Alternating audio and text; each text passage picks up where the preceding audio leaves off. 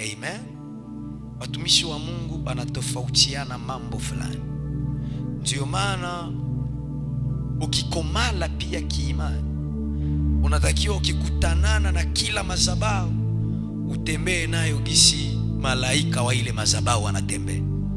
Fasi yote hautaabudu kama kwenu, fasi yote hautasifu kama kwenu, fasi yote utabisikia kama kwenu. Kila fasi na eneo yake na neema yake, lakini pia kila mtumishi iko na kazi yake. Konvire kabisa.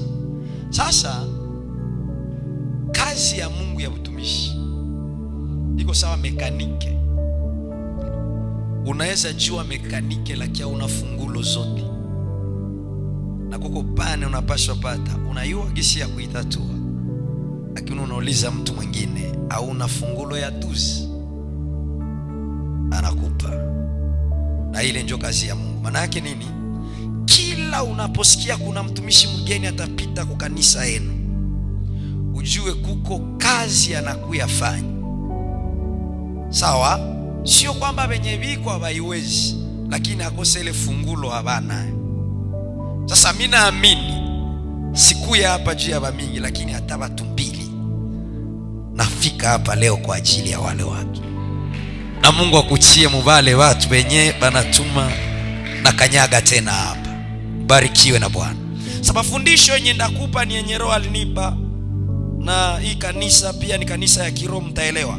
Tutasoma andiko moja mrefu sana ya kitabu cha Ayubu sura yake ya 6. Tuenda haraka sana na kimbizana na muda wangu. Ayubu, Job chapitre 6. Tutasoma verse yake ya kwanza mpaka ya 10 na 11. Tukijisikia tutaendelea, lakini kwenye tunalenga sana ni pale 10. Kamata Biblia yako kote kwenye iko, simama nayo. Simama na Biblia yako. Iko sana nisome mie peke bitaendeka. Sema amen.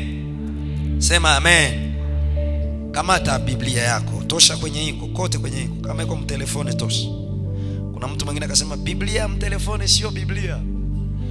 Tukamuliza lakini maombi ya kutelefone ni maombi. Au sadaka ukirushiwa kwenye telefone ni sadaka. Lazima ujue dunia imefika wapi. Sawa? Kamata Ayubu 6. Ndatoa la version 2 hapa. Aha. Okay. Nasoma katika jina la Yesu Kristo. Hauko hapa ambao wasema amen. Ngali unanirefe. Nasoma katika jina la Yesu Kristo. Ndipo Ayubu akajibu na kusema, laiti uchungu wangu ungepimwa na msiba wangu kutiwa katika mzani pamoja. Maana kama bangelipima uchungu yeko nayo na vilio yeko nayo, anasema vipimo yake ingekuwa hivi: kwa kuwa sasa ungekuwa mzito kuliko mchanga wa bahari, kwa kuwa mishale ya huyo Mwenyezi ndani yangu, na roho yangu inainywa sumu yake. Vitisho vya Mungu vimejipanga juu yangu. Je, huyo punda mwitu hulia akiwa na majani, au ngombe hulia malishoni? Je, kitu kisicho na ladha yumkini kukila pasipo chumvi? Au je, utoaye na utamu iwayo yote? Ni vya nguvu lakini sana vikufasiri utaelewa. Roho yangu inakataa hata kuvigusa. Kwangu mimi ni kama chakula kichukizacho witi. Laiti ningepewa haja yangu, naye Mungu angenipa neno hilo ninalotamani sana, kwamba Mungu angekuwa razi kunitesa, kwamba Mungu angelegeza mkono wake na kunikatalia mbali. This najua kuna niinterese. Hapo ndipo ningefarijika hata sasa, na ningejikuza katika maumivu yasiyoniacha. Manake ningejikaza maumivu yeniko nayo, nikomale, nisibakie mtoto mwenye niko napitia sawa maumivu. Mungu akusaidie. kwa kuwa sikuyakana maneno yake matakatifu. Nguvu zangu ni zipi hata ningoje, na mwisho wangu ni nini hata nisubiri? 12. Je, nguvu zangu ni nguvu za mawe? Lichiwe ndio naweza ishi milele na inabakia vile vile? Au mwili wangu je ni shaba? Bwana tusaidie. Kama hata mkono ya droite, fanya hivyo, sikale kwanza. Sema, Mungu Baba, asante kwa kumleta huyu mtumishi hapa. Neno ya siku ya leo ni neno yangu, inakuja kwa ajili yangu, kunitosha sehemu, kunipeleka sehemu. Fungua masikio yangu ya roho, niipokee kwa faida, katika jina la Yesu, amen. Karibishie watu watatu hati. Salimia 3 persona, ambie karibu sana, karibu sana, karibu sana, karibu sana, karibu sana, karibu sana, karibu sana.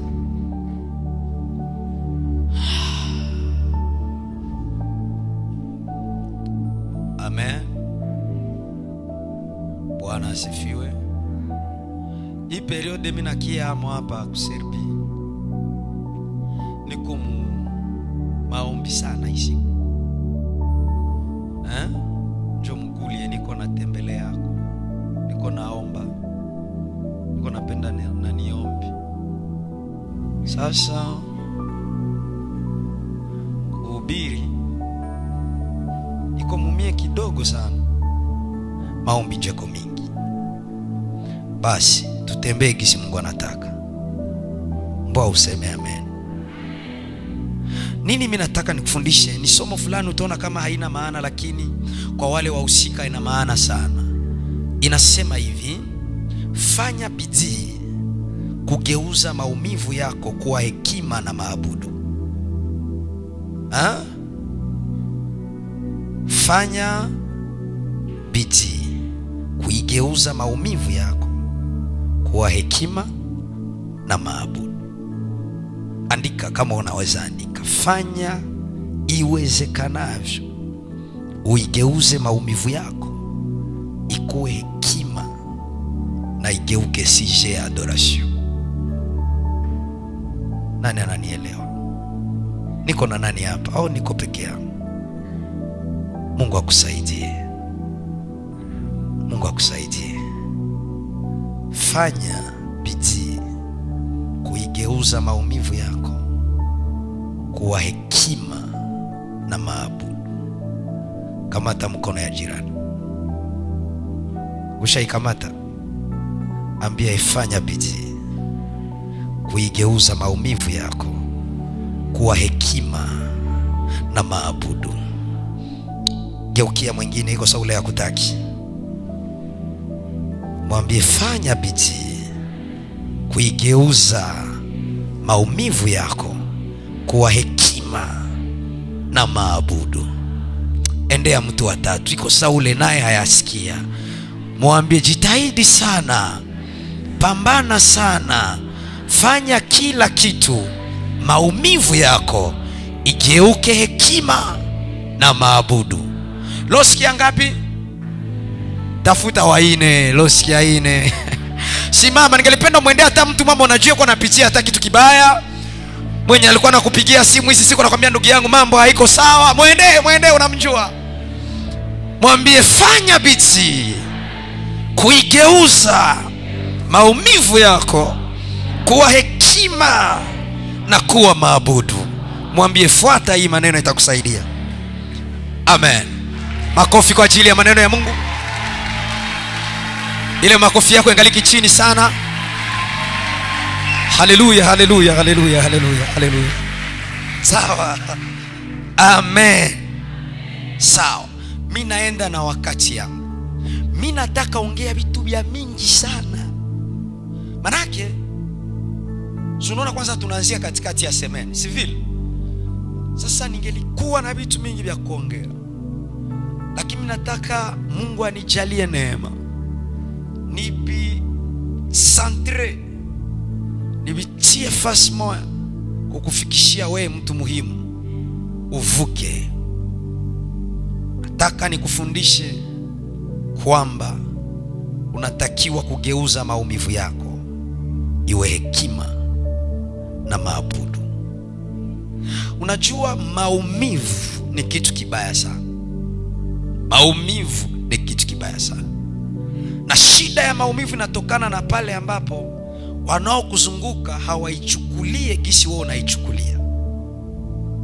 Kuna mtu mwingine ukimwambia tu kama ndio vile tuliomba kule kulikirimba abakunipa pesa yangu, kwake ni kitu kidogo, asielewe, lakini kwako ni maumivu makali. Kumwambia tu mtu kuna rafiki yangu tulivurugana, tuko sawa na aliniacha. Sasa jamii na kuzunguruka, mwingine atakwambia tu kwani yeye ni nani? Lakini kwako ni kitu kinaleta maumivu. Na maumivu hayakuya kisha imwache mtu salama. Kila mtu akipitia maumivu, kama hata kuya kubadilika, basi atakuwa haeleweki na mtu yoyote. Attention sana pale unapomsogelea mtu mwenye kuna stress.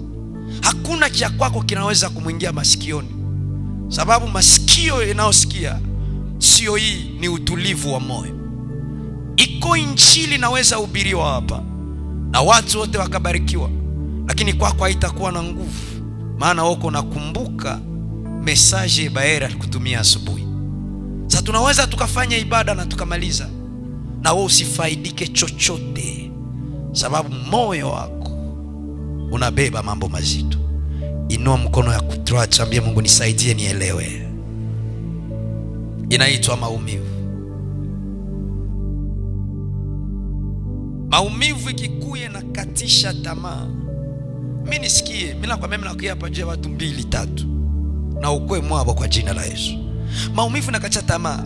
Unajua zamani nilikuwa naona kama vile neno ya kuambia mtu ya kukata tamaa, niliona kama ni sije fulani kidogo sana. Lakini acha nikwambie, shetani akirehisiri kukukatisha tamaa, tafsiri yake anazika ndoto zako kabla ya kuzika maisha yako. Mtu mwanakata tamaa, maana yake anasema hili haliwezekani tena, bora ni changer option, basi nifanye kitu kingine. Usiwazie kama kila kebatu biko wanafanya hapa ndio kebalipanga kabafanya. Haiko kila kwenye aliolewa ndio kwa alipanga kaolewa. Haiko kila kwa naishi ndio kwa alipanga aishi. Mwingine alifikia sehemu akasema, hii imeisha, hata nifanye nini hiki kitu akiwezekana, basi acha nijioriente mu vyenye biko. Na siku yote ukifanya kitu kenye kinajitokeza, ni nguvu uone Mungu akikusaidia, sababu nguvu za kukusukuma kuopere mkile kitu hakiko. Shetani asikutoe kwenye malengo yako sababu ya maumivu. Maumivu inaweza fanya mtu atoke ku objective yake, wakati Mungu mwenye unaomba yeye peke ni Mungu wa malengo. Akiona malengo anafanya, akiyakosa anajizuia. Hakuna kitu Mungu alishafanya kwa bahati mbaya, hakiko. Mungu akileta mtu kwa maisha yako kuna kusudi. Mungu akileta kazi kuna kusudi. Mungu akiruhusu barikiwe pesa kuna kusudi. Hiyo kona toko na rudio, nasema hizi siku kila nikitoka niko narudia na pesa, kuna kusudi. Ile robine ya pesa haitaendelea milele. Kuna lengo na kusudi la Mungu kwenye ile kitu, na usipojua kuitumikia ile kusudi, zile pesa zitakata na utabakia pale pale.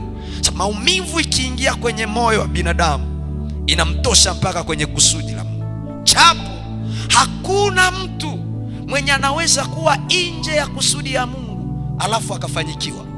Kuna watu mnafanya vya kufanana lakini hamuna mafanikio moja, kwa sababu yeye iko mkusudi la Mungu, wewe unafanya kufanana naye, lakini kwako sio kusudi ya Mungu.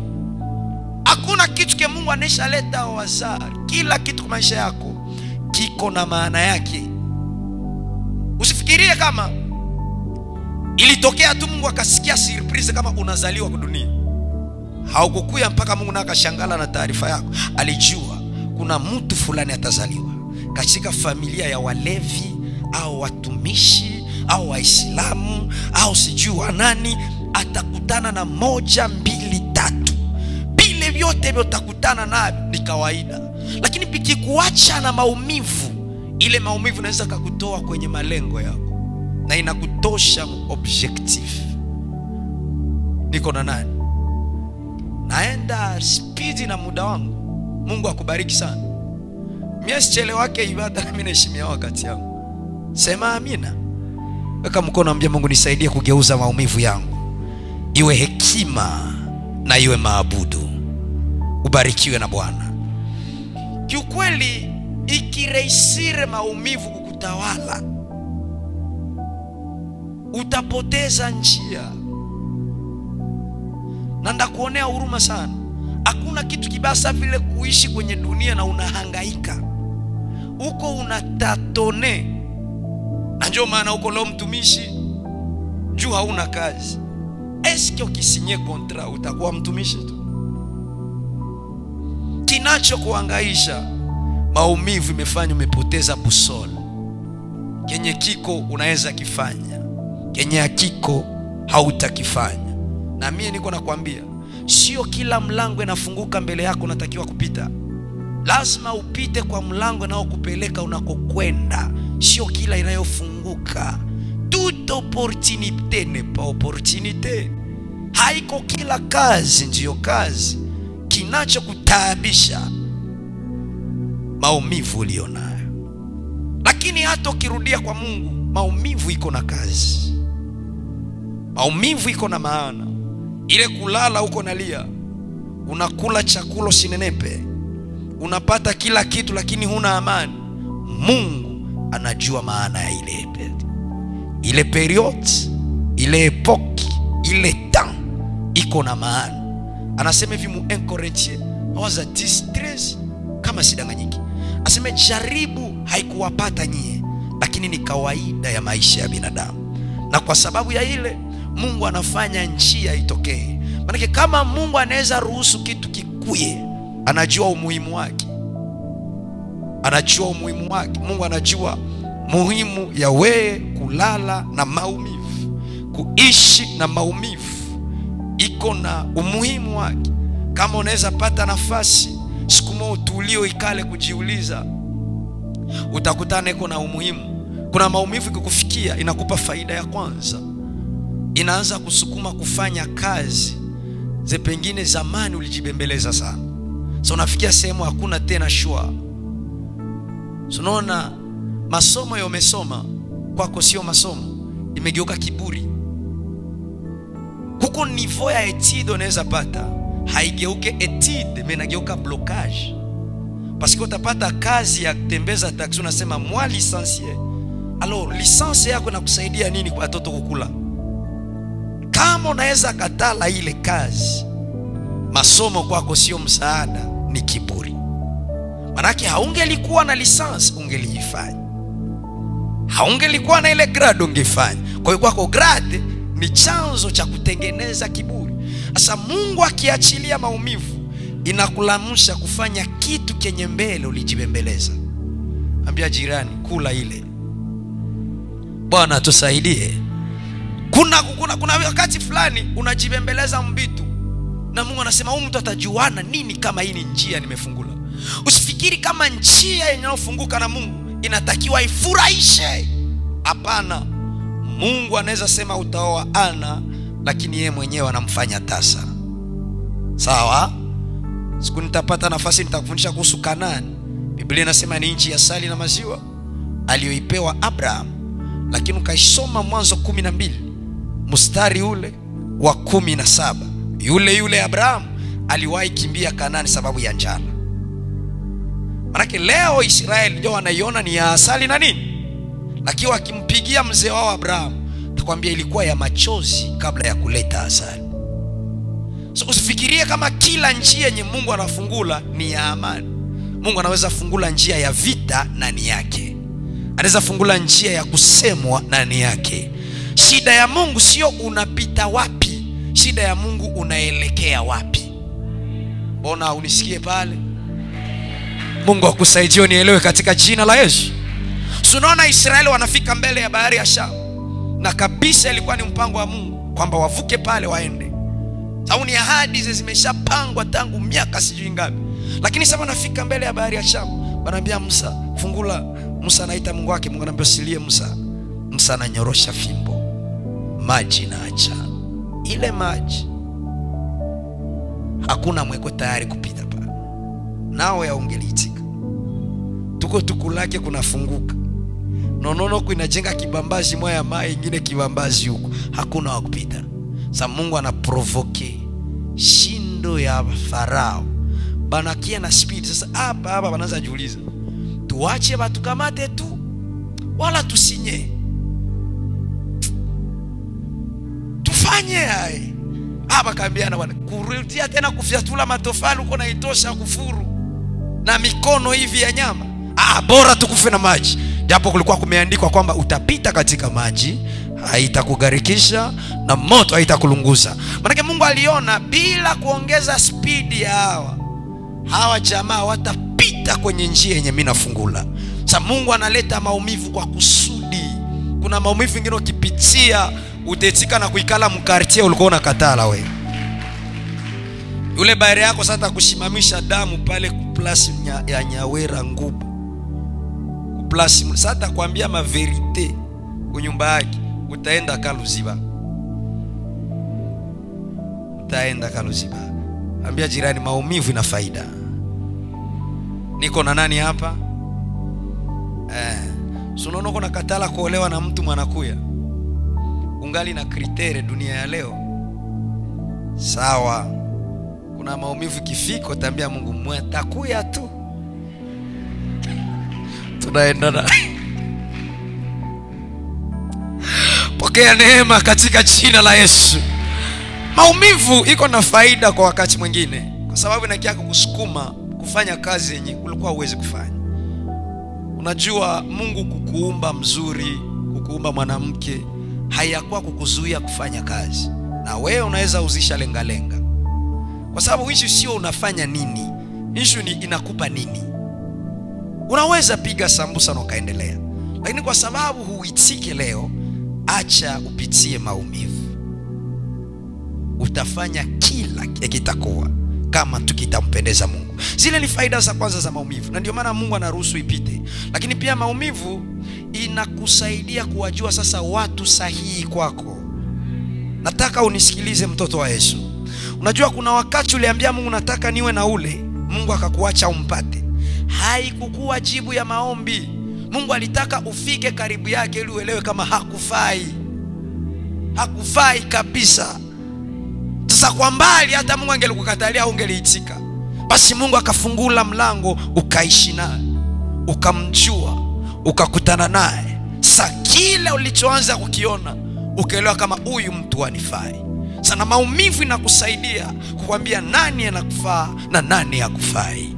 Unajua siku yote ukiwa na raha usikale kuhesabia marafiki zako. Pastor, unaanzaje kusema utaona marafiki yako siku ya anniversary ya kanisa? Unaanzaje?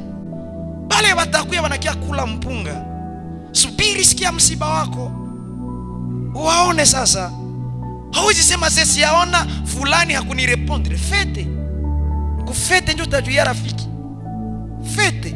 Ushasikia kwa jinao nini? Fete. Ngoja siku ya machozi yako utaona marafiki. Sana kuna maumivu naweza pitia mpaka kuna mtu akaona aibu kupata muda ya kupiga nawe picha na iweke kustati. Unajua vile? Mpaka juba atamuuliza, "Ona yuana na huyu? Njoo rafiki yako huyu." Maana unabeba ushuhuda fulani inachafuka sana. Unapitia kitu kia hakuna mwanaweza kusaidia mpaka mtu anachukia kukamata picha na wewe. Ana evite hata basi muone karibu yako. Basi muulize kama naona yuana na ule mimi nakuregrete. Usiku sawa zile. Sasa uko na picha kitu kama vile. Lakini ukaona bado kuko mtu tu anakia karibu yako. Anakufaa. Na siku yote maisha yako usisahau wake mwenye uliteseka naye. Mwenye ulishenya naye kuni na njoo mnapashwa ota naye moto. Asikia kwa mtu mnanisikia. Wakati mnainuliwa na mnapata makazi, mnajikoroga sana. Mnatafuta marafiki ya leo. Wanaongea Francais sawe. Unasahau mtu mwenye uliteseka naye zamani. Mungu akupe neema. Mwenye ulipigana naye Lwapieti, ndio anatakiwa kuikala mbele ya gari. Ndio kunamwambia changer muziki unapenda. Wewe tumetoka mbali. Lakini shida ni kwamba sasa wale wenye uko nao historia ndio hutaki kusikia wakati unaenda. Sasa Mungu anaruhusu maumivu yapitie ujue nani mtu sahihi. Lakini pia Mungu anaruhusu maumivu ipate ili kwamba pia ujue madhaifu yako iko wapi. Una kama kuko pia uko nasema j'ai un problème, lakini natokana na wewe peke. Uko na mafaiblesse ya mingi na huwezi zijua mahubiri. Fa mkono hivi, ambia Mungu nisaidie nisikie, nisaidie nisikie. Uko na mafaiblesse leo, hata tuhubiri unajitetea, tuongee unajisupport. Uko nakosea watu kimya kimya na unasubiri tukikulomba huruma. Si uko na pesa, uko bien, maisha yanakuitika.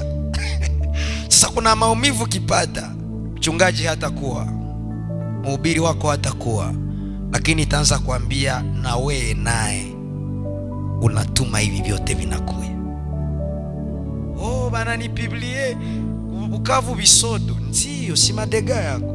Sasa ile maumivu inakukumbusha kumbi kuna madhaifu yenyewe tunafungula shie peke, na inakuwa mlango ya shetani kuingia. Ayubu anapitia madhaifu ya mbaya, maumivu ya mbaya, analia machozi gani? Anasema hivi, mbona kama mishale ya Mungu inapiga roho yangu, nakuwa kama mtu mwiko na kunywisha sumu. Samina lia na sione mtu wa kunielewa.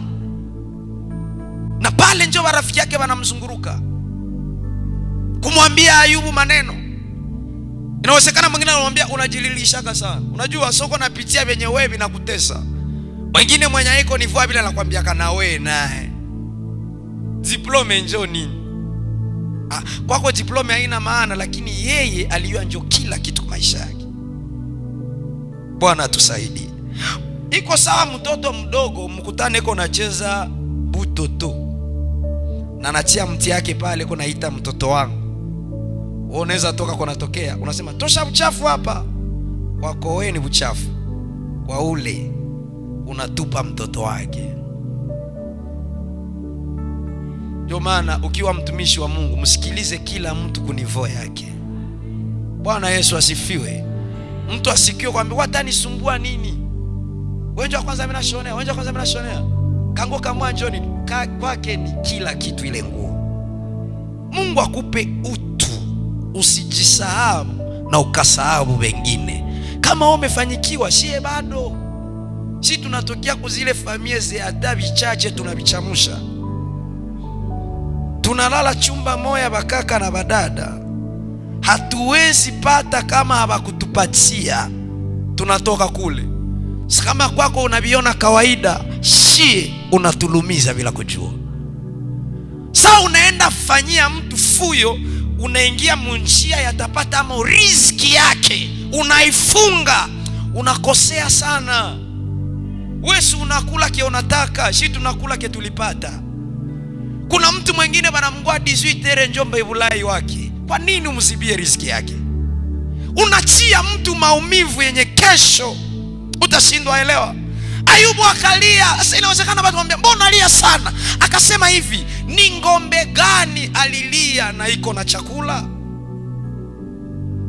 Mniambie ile nyama yenye ililia njala na japo iko na chakula. Pia niko napitia sina, ndio maana nina maumivu. Maumivu yakao ikontrole inaweza kupeleka mdecision sibaya sana. Kwa watu wanaamua wangelijiua watoke kui dunia. Na dunia leo kuna kwa stress ya ajabu sana. Msione mzungu kutengeneza TikTok, kutengeneza vile zile ni kutaka watu wacheke tu. Sababu stress imeokipe parti ya kabambi ya maisha bwana. Ndio maana ukiangalia hata magonjwa yanayoongoza sasa ni AVC. Sababu gani? Watu akili asitulie. Utatuliaje na watoto wanakushinda? Kuna mwingine unasema bora uko na pesa. Nilifundisha wazazi neno moja hekima, akose niiseme hapa itasaidia. Niiseme? Fanya mkono hivi sema itanisaidia.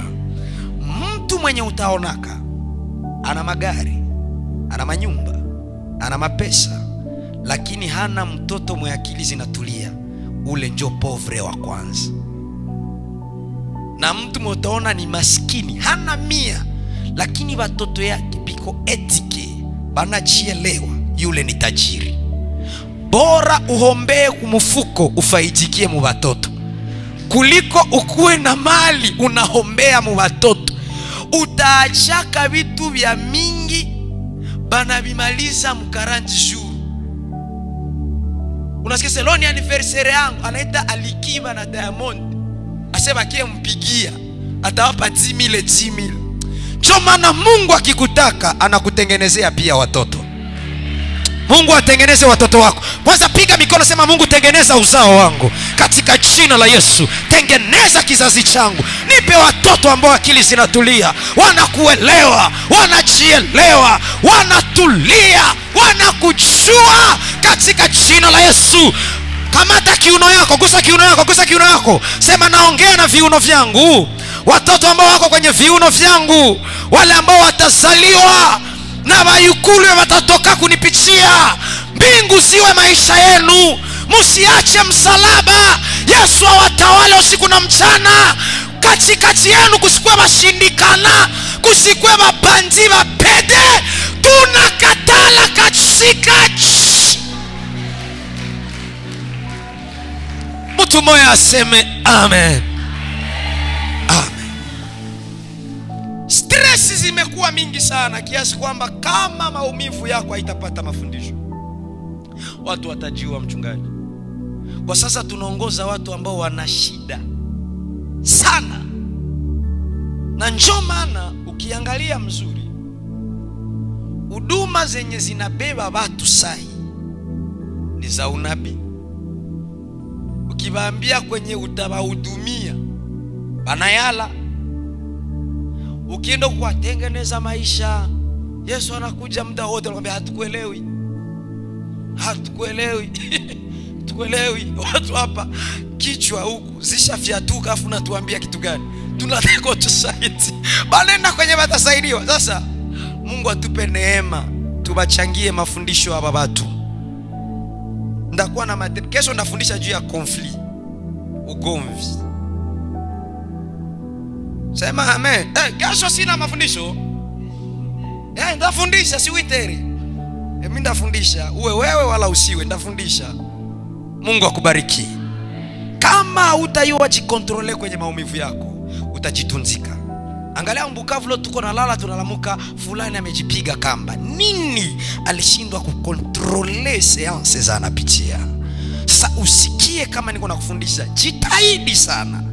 Maumivu yako igeuke hekima. Igeuke hekima. Mungu kukupitisha pale hakuwa na kusudi mbaya, lakini akosa anataka upate sagesse ye inaweza saidia wengine. Ukisimama uongee, kuna watu wapone na wavuke. Fanya hivi. Mungu akusaidie. Maumivu inatokea fasi 4 mbaya sana. Mtu wa kwanza anapata maumivu kupoteza watu muhimu wala vitu muhimu. Inaacha maumivu kwa maisha yake. Kila aliyepoteza mtu muhimu wala kitu muhimu, akilia usimwambie mbona unalia kama mtoto. Anajua alichokipoteza kina thamani gani. Kuna watu wakipotea hatuwapati tena. Imeisha kabisa. Ndio maana ukiweza kumchunga mtu anayekuja kwenye mikono yako, ifanye na mikono miwili. Sababu kuna watu kiwapoteza, utaomba hawawezi rudia tena. Utalia haiwezi fanyika tena. Sasa mtu muhimu akipotea, maumivu inabakiaka. Nabakia. Afu mtu mhajielewe, awe wanajifaba poroko okoka kutushinda. Ase usilie. Ni mapito. Unalia esa mpagani. Tuwa Mungu hali yake vile. Akilia iko anatapika kale ka uchungu, iko anakatema. Kila mtu anasikia maumivu ya mtu kulingana na umuhimu wake. Kuna mtu anaweza potea na ukasema oh pole. Lakini kuna mwingine anaweza potea unasema Mungu sielewi. Siitike. Kitu gani hiki kinanifikia? Niko na mkoshi gani mie? Nani tena atanishika mkono hapa? Nani atanifikisha kwa nilitaka enda? Nani ataipambania njia yangu? Mbona naona nuru? Kuna watu wakipotea unasikia kama vile na wewe ungelienda tu. Unasema nakosa sasa wakunipa kampani. Nakosa mtu wakunielewa. Na ile anadependre na umuhimu yalikuwa nayo kwako. Kuna watu wako muhimu kwetu zaidi ya pesa unazozifikiria. Kuna watu wako muhimu zaidi ya magari. Tunatosheka na uwepo wao, sababu uwepo wao unajenga kitu kwa maisha yetu. Pengine unajenga afya zetu, pengine shauri zao ni kitu kwetu, maombi yao, namna wanavyojali inatosha. Hivi na kama kuko mtu ukipata shida, haku yake kuuliza bilianza, anakuuliza kwanza tunafanya nini kutoka hapa, afu unapoteza mtu wa vile. Kuna mtu mwingine ukimpigia kukopesha na kuuliza utanitilia amo ngapi, lakini kuna mwingine alikuwa anakuambia kuya wende hata kwa mamai kwa kupatie mali sana kwanza na kile kitu mengine baadaye, alafu unampoteza mtu wa vile. Kuna mtu mwingine akifika kwa namuelezea shida yako, anakuuliza utafanya lakini mwingine anakuuliza tutafanya alafu unampoteza mtu wa vile. Hautakuwa salama, hautakuwa salama. Ni maumivu kwa maisha yako. Mungu atuonee huruma. Na kuna watu hapa walipoteza watu muhimu sana, na kila wakifika fasi kwenye wanagonga mwamba, umuhimu wa ule mtu inawakumbusha tena, angekuwa fulani hapa tungelitoka. Mtu ni wa maana sana. Ndio maana usiitike kupoteza mtu anayekufaa kwa ajili ya maneno ya watu. Watu hawajui ule mtu anachangia kiasi gani kwa maisha yako. Kuna mtu akiwa na wewe una amani na usalama. Juu hata Mungu akikuja kukutembelea anapita tu ndani ya mtu. Sasa watu muhimu wakitoka, wala vitu muhimu vikipotea, maumivu inaikala pale. Lakini Mungu ananiambia nikwambie, hii ni neno lako kweli kabisa. Pambana kuigeuza maumivu yako kuwa hekima. Usiishie kukaa kukumbuka na kulia, haikusaidie. Ifanye sagesse na uifanye sujet ya adoration. Maumivu kai ikupe leçon, ikupatie sujet ya adoration. Bwana tuone huruma. Chimbuko ya maumivu ya pili, mchungaji wangu, ni ile watu wengine wanatamani kama siku zingelirudia nyuma, bangelikosoa walikokosea. Kuna mtu tuko naye saye hapa, lakini kinamtesa ni ile dega mu 2000. Yani anaweza penda kama Mungu angelirudisha tena nifanye shwabu upya. Kama siku zingelirudia nyuma ni retire ile neno nilisemaka. Kama siku zingelirudia nyuma nijisuie kukosea mtu fulani, ingelikuwa mzuri. Lakini siku nazo ziko tu zinaenda mbele, na historia inabakia pale pale. Na kilo kipita wanasema sinjo ule dada mwalibanabo konyo, unasema jamba. Kama siku zingelirudia nyuma, nazo zinazidi kupiga hatua. Il n'y a pas de bon moment pour faire de mauvaises choses. Unajua hata wakati tuko na njala tunakoseanaka njia kutafuta bugali. Kisha mnafika mustade, maisha ishaitika, gari sio hitaji, pesa sio hitaji, afu unaanzonana na mwenzako unasema kwani huyu sasa tulitafuta wana juu yani. So unatamani kama siku zingelirudia ungelikosoa. Kuko watu walifanya madega na mpaka leo zinabaima kusogea mbele. Akitaka piga hatua nakumbuka hii erere nilifanya siku fulani, hapa njoo nilikoseaka, hapa njoo nilikosaka uongozi. Unaweza jiuliza ideli nikosa tu cha nini hivi? Ase kianguka mshua, my God, mke wako alienda na kuvuruga, wala mume wako anakuvuruga, afu unaanza kumbuka Francine alikuwa ananiambia amalize tu lisanse tu twala. Hivi nilikuwa na haraka ya nini? Sasa siku azirudie nyuma, Francine ashaenda Kishasa, hautasahau kitu. Sasa hii maumivu. Weka mkono jambia Mungu nisaidie kabisa. Gusa mkono wa jirani mwambie geuza maumivu yako kwa hekima. Ukiendelea nayo itakumaliza. Si Mungu akusaidie uelewe. Si Mungu akusaidie uelewe. Makosa zetu tulifanya mpase.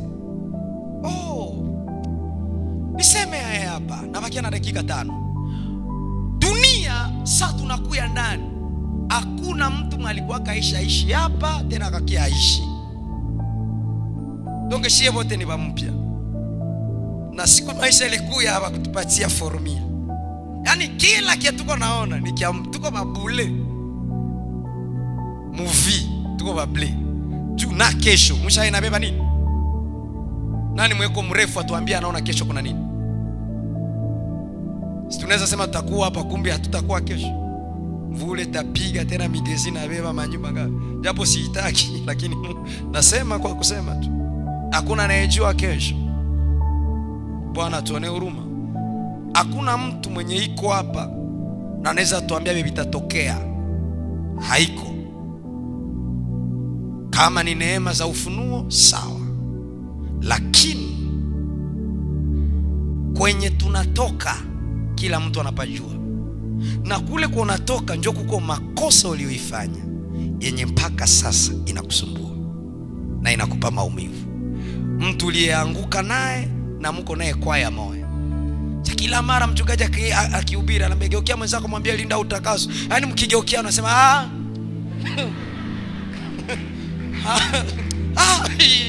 nasema nilifaka nini? Cha mbaya sana unasikia yeye anatoka kubiro kutengeneza. Humu ndani anasema anatubu atakuwa alisema na jina langu. Unaishi kwenye stress ya ajabu na inakupatia maumivu ya bure. Ile maumivu ungeligeuza sagesse, ungelipata solution ya maisha yako. Haina haja ya kubakia nalia. Haina haja. Jua Ayubu ndio anasema kama Mungu angelinifariji, hii maumivu ningeliacha kulalamika. Kama uko na ngoja Mungu alete solution, pengine solution hakuna. Pengine ulikoseaka kule. Naomba unisikilize. Kuko sasa tunatafutaka solution kumbe tuliipoteza mu passé. Et il y a le temps que le passé nous rattrape. Biblia pitaka binakia binabululuka unabikuta mbele. Wewe ulipoteza tu virginity. Kisha unafika sikia kuolewa criteria ni virginity. Unasema ile kitu inanitangulia. Ndio maana Mungu aliambia Musa, waambie Israeli waingie kwa nyumba ya Wamisri, wachukue dhahabu, waondoke nazo. Nao wakajua tu Mungu anatubariki, tunapata dhahabu. Kumbe Mungu alikuwa anajua hizi dhahabu kule mbele na balomba hazo. Ilifika siku Musa alifanya mkutano na Mungu akamwambia, "Uambie kila mtu atoe dhahabu." Sasa dhahabu zao bashazijenga mondama. Batampatia Mungu nini? Hakuna. Kote kwenye ulitoka kuna makosa uliyoifanya. Na hii maisha haikukia na formula, haikukia na maniere. Shibote tulienda naishi vya mpya vya tuyaishi. So kukosea iko. Juu ukijipata na utulie, utakuwa umechunga sana. Sakatika yale kuna maumivu. Haina maana kubakia kumbuka ile maerere na maputri. Geuza amo sagesse ili uvuke na kuvusha watu wengine. Maumivu mengine inakuya na kukataliwa. Unajua kukataliwa? Kukataliwa inalumiza sana juu yani jua unakosha piga paya avance ya kupenda. Osha sogea hatua wenzako hayasogee. Ushaenda na ushaanza mulota. Nokonona kama vile akikuwa mama wa watoto huyu akikuwa bwanangu unapiga mapasa mingi mulovi wakati mwenzako angali surplace. Afu mwisho sasa bana kukatala. Maumivu ni ile kutoka kule kulikosha fika urudie kwenye unatoka utajikuna kichwa sana. Kukataliwa, kwa watu walikataliwa makazi, balikuwa na makapasite, lakini wanakuambia mbele ya biro chien compétent. Unasema moi bia wiwi. Afu unaona mtu mwenye kwa salaire awisa pale anapita anakusemea français ya bongo. Naambia bon moi je suis compétent mais na lui il est compétent. Ile ni kukataliwa. Bana rendre effort zako za masomo kwa nile. Niko na bwana mwani licencié pale kanisani. Alikuwa ananiita nini museme kwa bosse wake anagere depot relais. Sa bosse anamfukuza juu ya français. Bosse alimwambia usikuwa unanipa rapport ya frango mu français. Unapenda uniibe juu na yua si yue français. franga yangu nilitafuta mkiswahili na ukwenda nifasiria yangu mkiswahili. Sasa akakuwa anafanya raporo za Francais. Ewa boss akambia unitokee uende kubenzako wanasema Francais wakupeka. Sasa alikuwa anajua gisi mimi na ule boss wake tuko na marafiki tunaongea. Ndio nakia nikamata mtumishi wa Mungu, naomba ukio nisaidie. Ndio tunafika pale. Siamaliza ongea. Ase pastor pardon. Huyu wana hatufie viwili. Hii mafransia mrefu yasisikia mokitu. Na naanza sitasema tena Francais. Kweli ukisikia tena mimi nasema Francais. Sasa kekiliniua nikuona mtu kwa kana Francais na njoo alisomea. Manake Kongo inatufanya tuone masomo ni ya hovyo sana. Mungu atupatie neema kabisa. Mungu angetupatia neema. Basomi na baombea hekima. Maumivu yenu igeuke hekima. Maumivu yenu igeuke hekima. Maumivu ya watoto lisomeshe igeuke hekima. Tuko tunatoka soma, tunarudiana makovele mshingo. Siko saone ile style. Lisansia na kiana maloya. Sinashuka hapa, Seleonjo alimaliza masomo. Sasa sana fika kwao kiatajivunia ni mafoto tu ya toji. Lakini familia inaanza muona sasa inamtegemea. Banakwambia tuliuzishaka kiwanja ya Rukumbuka juu malize masomo. Make zamiri yako inaanza kuambia unatudevoir kuturudishia kiwanja yetu ya Rukumbuka. Sasa kila kwenye unaenda lomba kazi hawakuulize unajua nini, wanakuuliza unajuana na nani. Ina maumivu sana.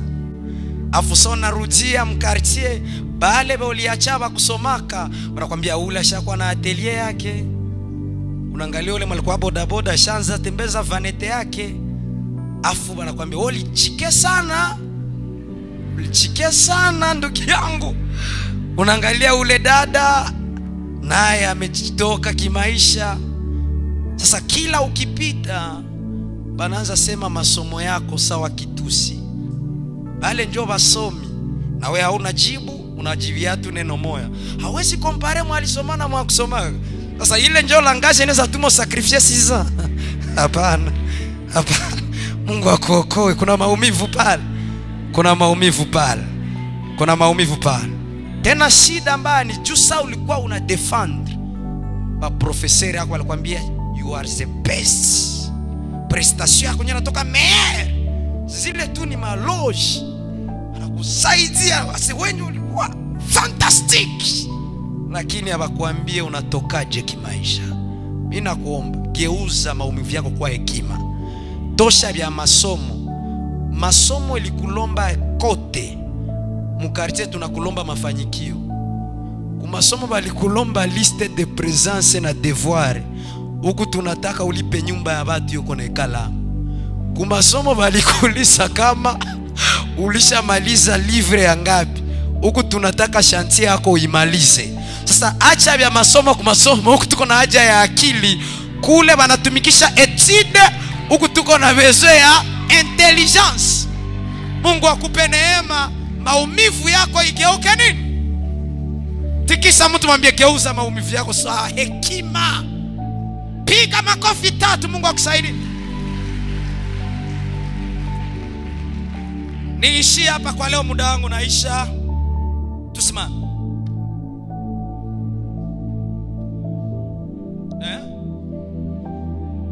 Papa angelinipa hii prolongation hata ya 5 minutes ningelita.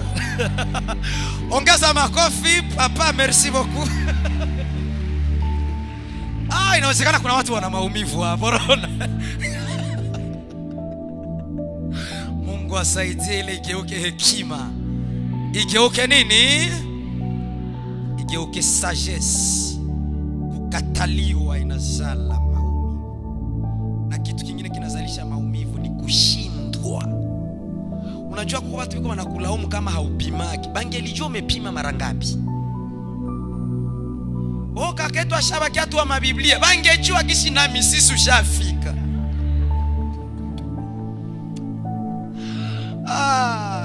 Bangejua ashaskwe nafunga mikono hajitafute juu yani. Bangelijua ka unapimaka lakini esheki zinakuwaka.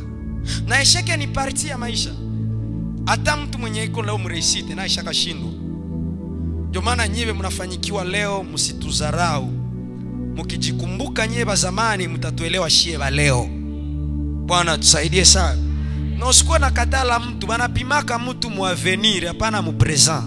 Kuko mtu sai iko na huu maponche sawa wangu, lakini ni mtu mkubwa kesho. Njoo bashi, sisi ni watu wakubwa sana kesho.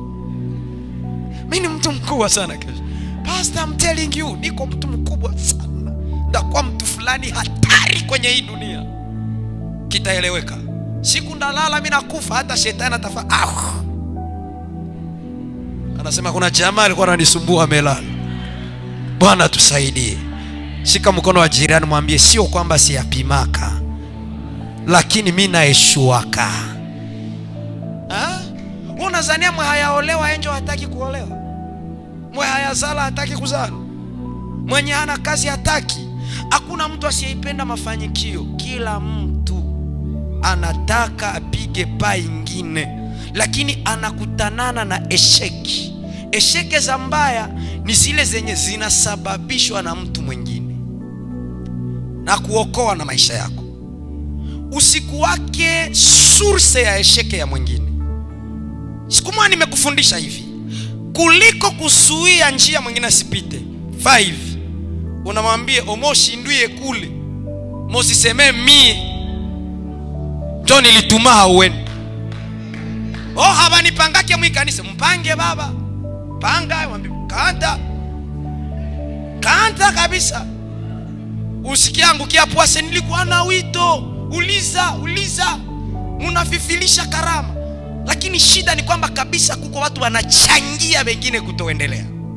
Bana contribute kusikia mwingine apotee.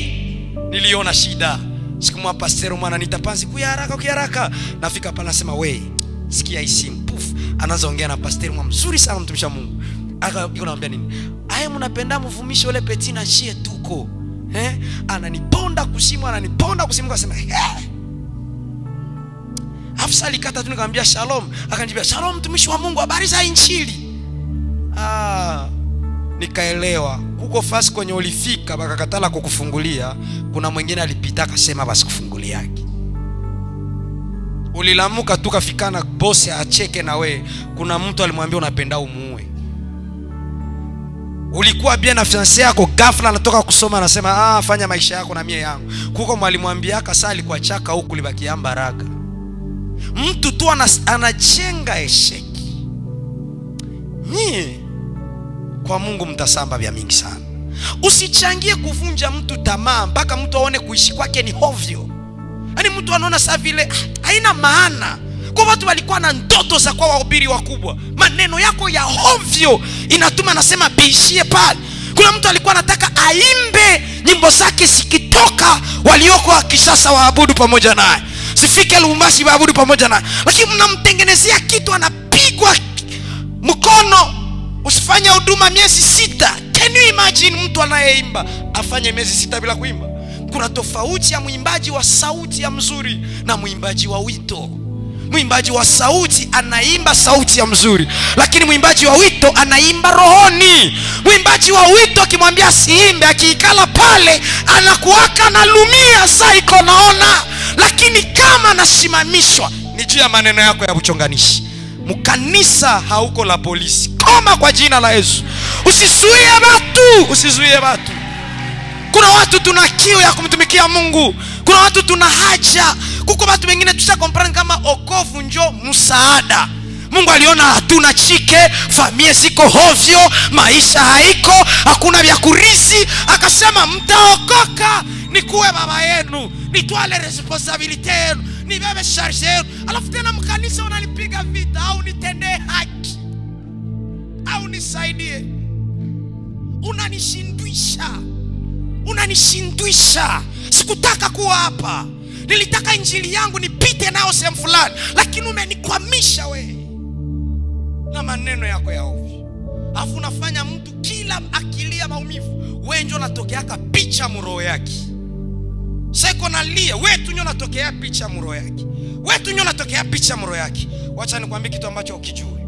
Kila mtu ana jina yake na kila mtu ana jina aliyopewa na wengine. Unanielewa? Nishuke kidogo. Inawezekana. Kila mtu ana jina yake. Mimi naitwa Albert Bienda. Lakini kuko mwingine juu ya ubaya yangu ashaniita Nchuku. Uliza jirani, unajua jina yako kule mkartie ingine? Bakaka Bwana Yesu asifiwe. Hakuna papa walikuwa fa bakipita tunasema Debande anakuya. Ni bongo. Wewe unako naingia mwako wanasema Chicken Norisa Shafik batoto yako. Yaani habajue jina yako ya Jackson. Bana yua zingine kwa sababu kila mtu ana jina lingine aliyopewa sio ijua. Wote kala huko je suis apôtre tel, kumbe juu ya busharati yako kuna zingine jina ushapewa. Wewe uko unajitapia hiki kia unawazia kumbe mitaani. Hawa watu sio watoto, wana akili. Na wanajua kuconnect matukio. Wanaunganisha ya huku na ya huku. Bana kuambia huyu mtu hafai. Sasa kama utakuwa unaishi lakini something konalia, wewe enjoy image yako inatokea kama kichwa yake. Anafanya tu hivi. Alafu unajua mchungaji, kuko kisi mtu anaweza kuwa na sauti ya kusikilika mpaka akaima huyu mnyonge kusikilika. Unajua vile? Unajua vile? Sisi kanisa yetu tuko na radio. Ni vile? Kwa hiyo inawezekana hii mahubiri siipite na Bukavu mzima kanisikia. Sajulo ninapita ku radio Bukavu mzima na nisikia. Mimi naweza ponda huyu mtumishi na nikaongea. Jumu na nisikia mnanipa rezo, lakini naye kama angelipewa nafasi ya kusikilika. Sasa usitumie platform yako kuwakanyaga watu wengine. Kama kuinuliwa kwako kutatokana na kuwashusha wengine, mwambie Mungu na wao akubakilishe chini. Kama kupata yako kazi itatokana na kufukuzisha mwingine, mwambie Mungu tabakia kwanza mshomaji. Kama kulunga yako itatokana na kubomola bunyumba ya mwingine, mwambie Mungu hauko haraka utabakia kwanza kunyumba. Usikwe unatokea picha ya maumivu ya mwingine. Samti konalia kisi ya kufanyikiwa, kisha anasema wewe njoo litumaka. Hivi uko natokea picha. Unatesa hata kizazi chako. Siku utakufa, watoto wako watabaki kwenye mikono ya mtu mwingine. Tafanya hata wakitaka lomba mai basipewe, sababu wanabeba jina yako. Kesho ndafundisha juu ya ugomvi Mungu akinijalia. Unashindwisha mtu juu ya nini? Sungeliacha ashindwe juu ya incapacity. Sungelimwacha ashinde leo peke mwambie haufai. Kuna kitu hakiko sawa, ujiongeze tena. Lakini wewe unachangia kusema tu serpi asiendelea. Pastor bona hapana. We. Mungu anapomuita mtu wake anajua atakachokipitia kabla wao yamuona. Dieu nous a connus avant que toi tu nous connaisses. Wewe unanijua leo, unajua Bienda anatoka wapi? Mimi nakwambia njoo mwaka yangu ya 20 niko na microphone. Sasa punguza miaka yako 20, utajua nilianza ubiri ukiwa wapi. Tuheshimiane muhimu mwingine. Usifikiri kama kila jeune serviteur ndio ameanza leo. Mimi nimeanza ubiri injili niko nanipandisha uli ya meza watu wanione. Kuna watu wanajua historia yangu hapa, wanajua natoka wapi. Nimeanza tabiri nikiwa na miaka 4 mchungaji. Sasa hapana felisha mtu juu leo unasikika. Hapana pata opportunity viko karibu na boss utumie kuponda wengine. Juu anakuambia njoo charge na kuwapokeza njoo nakata 5. Wewe ile seki ndio kila kitu kwa ile familia. Usitengeneze maumivu. Mgeukie tena mwambie umesikia usikie. Wakati mwingine nitakuhubiri tunaenda mbinguni. Tutaenda mbinguni gani na tunauana hivi? Tutafika wapi na kuna mambo madogo atuyaweke sawa. Mungu akuonee huruma. Mungu akusaidie. Ukijuaka mtu mwenye alikulumizaka, si tunasema hekima, maumivu geuke nini? Kia kwanza kia ufanye, acha kumfuatilia. Anayekuumiza unapomfuatilia unajilumiza tena. Kama kuna uwezekano mbloke kwa ajili ya afya yako. Mimi nakusaidia afu unacheka. Sababu kuna ukiona tena stati ya gari alishange tena utalala vibaya. Sasa bloke usijue maisha yake yanaendeleaje. Ukiangalia mzuri bakiongelea mtu anayekuumiza unakuona tanase ya kuchangia. Unakuwa tuna tanase ya hiano. Kitu mwa tumekwambia na wewe sema tugisi hataendelea. Sasa pitu kwa ataendelea, wewe njoo ungaliki na maumivu. Sasa juu inatakiwa igeuke hekima. Ukisikia amepita huko, pita hapa.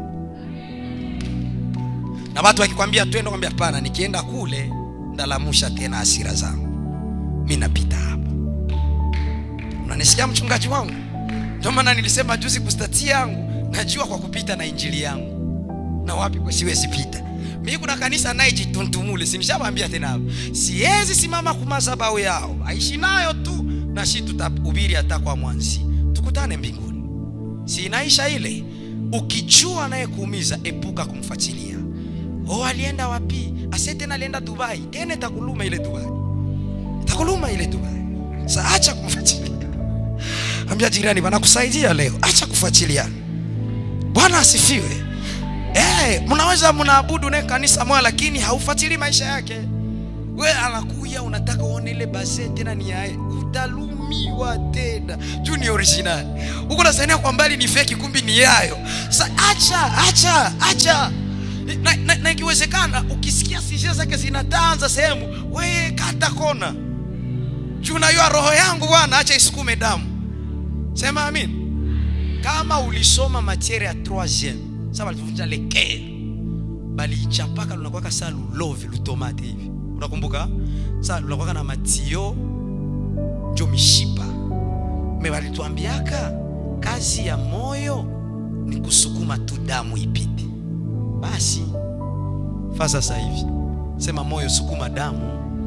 Njoo kazi yako. Haiko kazi ya moyo haiko kuweka maneno. Hivi upendake beno unasikia sasa nalipita kusema alihubiri bien abakapenda ile kuisikia tena utalala mbasa. Ambia tu moyo sukuma damu, maisha iendelee. Suseme amina. Kama una namna ya kuweza kuepuka kufuatilia maisha yake, ifanye kwa muda mpaka utakapoona utulivu. Solution ya pili, tangaza msamaha. Na unapomsamehe mtu aliyekuachia maumivu, usimsamehe kimya, iseme. Ile ya kimya haikusaidie, juu ingaliki na kukula. Sema kabisa. Unafika watu wanamwambia, ase fulani ndio alikutoshesha mkazi, nimeshasamehe na nimemsamehe. Kadri unaendelea kuitangaza, ukiweza tuma hata message, ndugu yangu wewe na amani, tangu sasa mimi nimetangaza msamaha na mbingu zimeona nimeshakusamehe. Japo kusamehe sio kusahau. Kusamehe ni kuishi na kumbukumbu zisizo na hasira.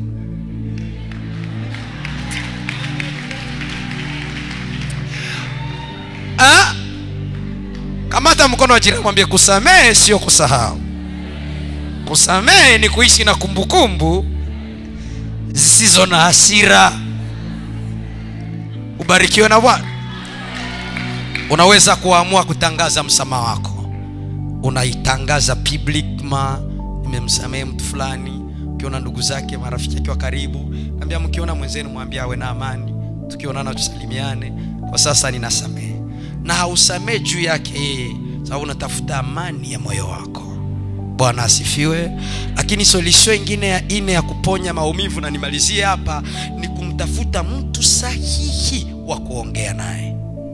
Ule mtu ndio maana tunawaambiaka il faut avoir un pasteur. Sikuma mchungaji nipange nifundishe tu watu pasteur ni nani. Biblia inasema na akafanya wamoja kuwa wachungaji. Maana mchungaji ni mtu ambaye amefanywa na Mungu, ametengenezwa na Mungu. Mungu akikupatia pasteur, anakupatia baba wa ya kiroho. Ndio maana anaitwa baba wa kiroho. Bila vyote kama problem spiritual, unatakiwa na mtu sahihi wa kuongea naye. Unajua kuongea na mtu ni kutema sumu. Kupata mtu wa kuongea naye ni kutapika sumu, ni kuachilia. Sasa ukiongea tena na mtu ambaye sio sahihi, unaenda pata maumivu tena. Ndio maana mtu ambaye ni sahihi kwako ni mchungaji wako. Mtu asifike hapa kahubiri sana ukampenda ukaenda funguka kwa maisha yako, haikusaidie. Mimi nikipita hapa na kufundisha na pita zangu, sijue maisha yako, sikulee na sikuombe yake. Na hata ukiniambia nikikuombea tutaombeana tu kama wanaosafiri mbinguni, lakini mimi nina watoto wangu ninaowaombea. Na mchungaji Bona na watoto wake. Huyu ni mtu sahihi Mungu amewapa. Ukipata mtu sahihi, tema sumu yote, ongea na ile soko, naongea hata na kukatisha, endelea, jua uko na tosha. Mwambie hapana, ukikumbuka kingine kaseme, sema tu, achilia tu, unapona. Ole wako uwe na mchungaji wa jina. Kwa jina ni mchungaji, lakini kazi ni masifa. Ndio wale ba ushapata jeto ya reception, kesho sitereswa deme. Unamrudisha mara ngapi ule mama? Ni kwa sababu ana hela. Ule mama ana uchungu, natakiwa kumsikiliza. Msikilize kwa nini anakutafuta. Wewe ndio mchungaji wake.